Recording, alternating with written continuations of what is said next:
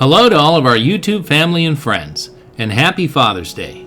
It's great to be back with you, and because of the special holiday that's celebrated the third Sunday of June every year, today's feature is very special. Today we've got a great story about a father and son, and a connection between the two in the form of a Chevrolet Corvair, a 63 Spyder model to be exact. We'll let owner Dennis Albani give you all of the details. Trust us when we say it's a story that will convince you that divine intervention does exist in this world we all live in. Now, let's go for a ride. My name is Dennis Albani. I own a 1963 Corvair Monza Spyder. Just found the car. It was in the family for a long time. My parents had this car back in the early 80s. My dad fully restored it. I want to say mid-80s, did the body work. Did the interior, did all the mechanical work on it. He kept it for many years. His health declined. And my mom had to sell it in about, I want to say 2012, 2013, in that area. And unfortunately at the time I wasn't able to help him out. I couldn't help him out and buy the car. I always grew up in a car family, really enjoyed the car scene, but as I got older, I got married, had kids, and life happens. You don't always get to do what you want to do, and the cars kind of got put on hold. So about 2 years ago, my girlfriend, we send each other cars all the time, and she was living out of state, and we send each other cars back and forth. How about this one? How about that one? And she sent me a Corvair, and I looked at it and said, "That's my dad's car." And she said, "Oh, it's like your dad's car." I said, "No, that's my dad's car." It was on an auction site, Bring a Trailer, and I was couldn't believe it. She couldn't believe it. I registered a bid on it. Couldn't pull the trigger. It didn't end up selling. It didn't hit reserve, so the car didn't sell. But for the next 2 years, we kind of kept an eye on it. I checked probably at least once a week to see if the dealer, it was a dealer at the time, and he had it in his collection, but he had it for sale. And I checked it probably at least once a week, sometimes twice a week, to make sure it was down there. Then this last February, my girlfriend Jeanette, she talked me into going down there, and we ended up flying down there in February to look at it, and we ended up buying it and bringing it home. Original plan was to drive it back. It would be a cool story, but that didn't seem to work out because I packed like I was going to drive this car back, 2,000 miles. I even paid for AAA because I figured I'd need it somewhere along the way. And we test drove the car and realized it probably wasn't the smartest idea to drive a car that's been sitting for a few years cross country. So we made a deal on the car, had it trucked home, and we had it within 2 weeks. So, and here we are now, driving it every weekend. My kids love it. My daughters both drive it. It was this car. It was one of the cars I learned to drive in, so it was pretty neat to have it back in the family. Turbocharged, 150 horsepower, 145 cubic inch engine. That's pretty much all original. It was rebuilt once again in the early 80s. Runs good. Haven't done anything really to the car since I brought it home. Tinkered with the carburetor a little bit, just been driving it. It's an older restoration. The paint's old lacquer.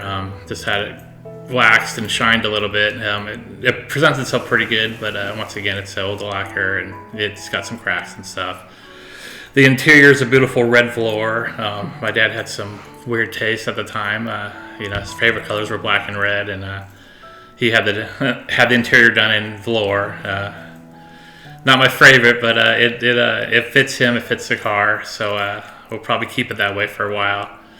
Down the road, I'll probably have to redo the seats. The foam's kind of falling apart, and probably do a little touch of my own in there. So down the road, my kids will have a little bit of my dad, a little bit of my taste. So probably more of my dad's taste, but try to keep it original. So eventually it'll need painted, but for now we just drive it and have fun with it.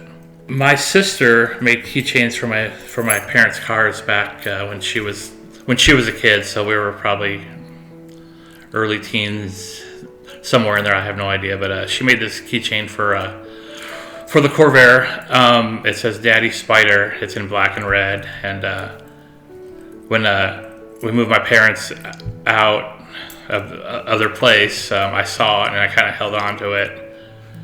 And then about a week after we had the car, it kind of clicked that, hey, I have this keychain. So I went out to the garage. I said, I'll be right back, guys. And I brought it in, and everybody was surprised to see that. So it was probably meant to be that we got the car back. So I wasn't definitely looking for it, but it found us.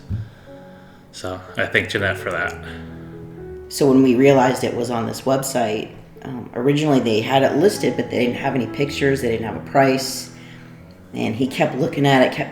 Every day he was checking it. And so he, then he'd ask me, because he knows I'll take action. I'll do something about it. He just has these thoughts. So he kept saying, well, I wonder if they're going to put pictures up. Are they really going to sell it? I wonder what they want for it. So I finally said, all right, I'll call them.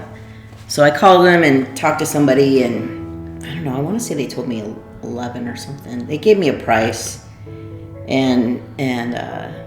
But they didn't have photos or anything up there. And I kind of forgot about it. I didn't think about it. He for literally 2 years would say, it's still up there. So I wonder if it's still for sale. It's on the website. So I had to call again to make sure they actually still had it. And then the guy, and then Dennis kept saying, well, I wonder if they'd take this for it. Do you think they'd negotiate? Do you think they'd take this? And I was like, you can't negotiate over the phone with somebody. You're going to have to show up with cash, and that's how you're going to get the best deal. He's like, okay, I think I'm ready. We should go look at it. Yeah, so we hopped on a plane. We went down there. She climbed in the back seat. We're driving down the road, and I opened the glove box, and there was one of my dad's name tags from a fan belt toss in Palm Springs. We found that in the glove box, and I kind of flashed that to her.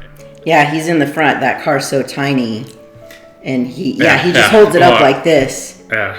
After he pulls it out of the glove box. Then I shut the door because we went down there. We weren't going to tell him that we knew the car and the background of it. So we closed it up, and then he drives us back to his place, and he said, "Go ahead and take it for a long ride." So we took it out. We drove it. It ran decent, not perfect, but it ran decent, and we got to know this guy. Then when we were talking about money, I was worried, he would jack up the price, and so I told him, I said, hey, this was my dad's car, and he didn't believe me. So I showed him, this what was in the glove box, and I showed him my driver's license. I said, hey, that's my dad. And so he thought it was a cool story also. And I just remember my dad, when I was a teenager, my dad painting it and working on it, and it was one of the ones he held the longest.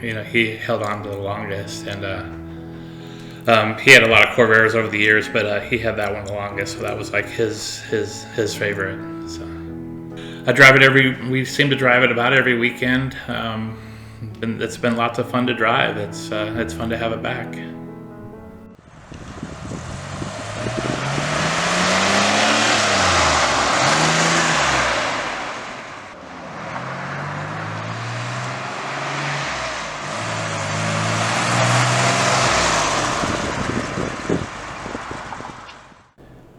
Isn't that an amazing story? This is why we do the channel every week. All cars have interesting stories to tell, but some are just better than most, as is the case with Dennis and his Corvair Spyder. We hope you've enjoyed being a part of it, and we sincerely thank Dennis and his fiancée, Jeanette Higgins, for bringing this story to our attention and for taking the time to share it with all of you. Be sure to give it a thumbs up and share it with your friends. We also welcome your comments. We hope you have a happy Father's Day, and if you're fortunate enough to have a dad that's still living, give him a call. Maybe you have someone else in your life whom you'd consider a father figure. Give him a call and tell him thanks. Next week, we're bringing you another fabulous car from the Dennis Carey collection. This time, it's a rotisserie restored 1967 Plymouth GTX convertible. Don't miss it. Until then, please be careful out there.